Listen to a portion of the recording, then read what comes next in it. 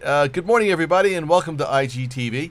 With us is William H. Murray delivering the InfraGard editorial on resisting phishing attacks. Take it away, Bill.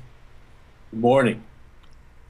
At Secure World in St. Louis, I heard an informative presentation on, quote, cybercrime by Brian Mize, a special federal officer with the FBI. One of Brian's points was the number of such crimes that begin with a successful, crafted bait email message. Brian reported that more than half of crimes investigated by the St. Louis Cyber Squad, on which he serves, began with such a message. While there were many steps in the attacks, they began with bait messages. It began there specifically because bait messages are so efficient. By definition, if one puts bait before a sufficient number of people, somebody's going to take it. The interesting thing is how small that number has to be. In one group of 527 targets, 1 in 10 took the bait. The bad news is that only one click by one user may be sufficient to contaminate the entire enterprise. The good news is that almost all attacks against enterprises are starting in the same way. The bait of choice no longer appears to fear, greed, or lust. Rather, it appears to curiosity. Human beings are naturally curious. Curiosity has survival value. Mass bait will be of the form, look what Justin Bieber did. Alternately, it may exploit the disaster news of the day. However, messages directed to the enterprise, while still appealing to curiosity, are much more artfully crafted. For example, the bait that compromised RSA was a PDF identified as 2011 recruitment plan. If this came to you from someone whose name you recognized, would you be suspicious? Would you resist it? Remember when we preferred PDFs to Word documents because they were safer? Those days are gone forever. The obvious defense against bait is awareness training. However, as with campaigns like Just Say No, there are fundamental limits to the effectiveness of such training. We are left with the fact that a successful attack only requires one temporary failure of our training. I met Brian later, and we agreed that we really need an effective artificial intelligence, an AI, for identifying such messages. Brian and I both agreed that we knew them when we saw them, and surely Google could fix it.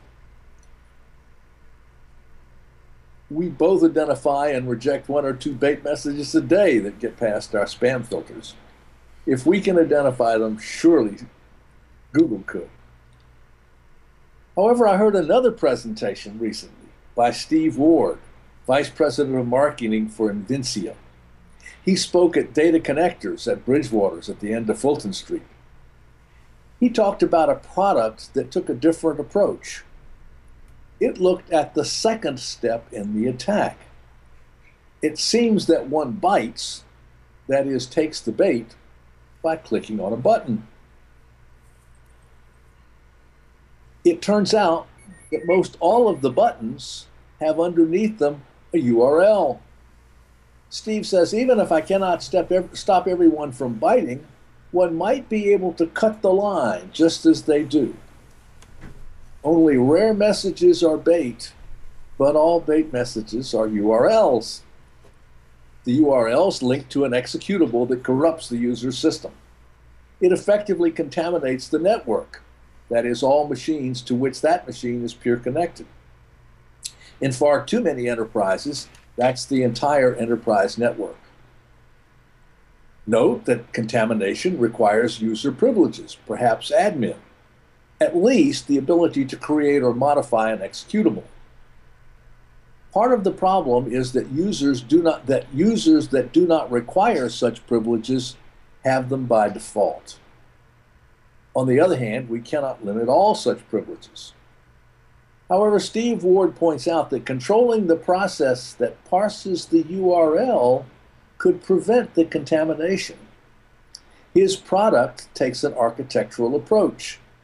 it installs as an application, becomes the default parser for all URLs, and interprets them in a virtual machine so as to prevent contamination of the real machine. Even if a user takes the bait, the machine will not be contaminated. Now, I'm going to caution you. That almost sounds like a silver bullet. It sounds almost too good to be true. If all bait is URLs and we can interpret URLs in a safe way, then we will be resisting phishing attacks. However, we all know that efficient security relies upon layers and redundant measures. We must train users to recognize and resist bait. We must limit their privileges. We must configure their systems to resist contamination, for example, with this product. We must layer and compartment the enterprise network to resist the spread of contamination. We must control access to sensitive data. We must monitor, detect, remediate. We must resist the exfiltration of the data. Of course, it is because knowing and doing all of this is difficult that we are called professionals and are paid the big bucks. See you next week. All right, Bill. Thank you very much. We certainly appreciate it. All right. I still don't hold much hope out there for folks. Those phishing attacks are pretty slimy, and they come in slivers so thin that sometimes people just can't resist.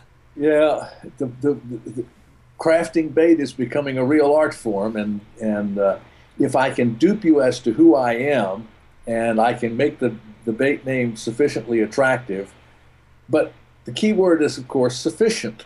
Yes. and so it is possible to resist these things. In fact, we simply must. I mean, we can't afford to have our enterprise networks completely and totally compromised simply because one user clicks on one URL that they shouldn't click on. Yeah. I think this Invincea product is a great start. Needless to say, I don't believe in silver bullets. I've been in security too long to believe in silver bullets, but I think it is a very great product. I certainly recommend it for anybody who is who is part of the DoD industrial security program. I suggest it for anybody who's in the financial services business, and I suspect that any enterprise that would consider themselves to be a target of, quote, advanced persistent threat certainly ought to be using this product. Well, do us a favor then. Give us the link and some information up on the chat, and let's put it out there and see what happens. We'll comply. Okay. Thanks, Bill. Have a great day. Bye now.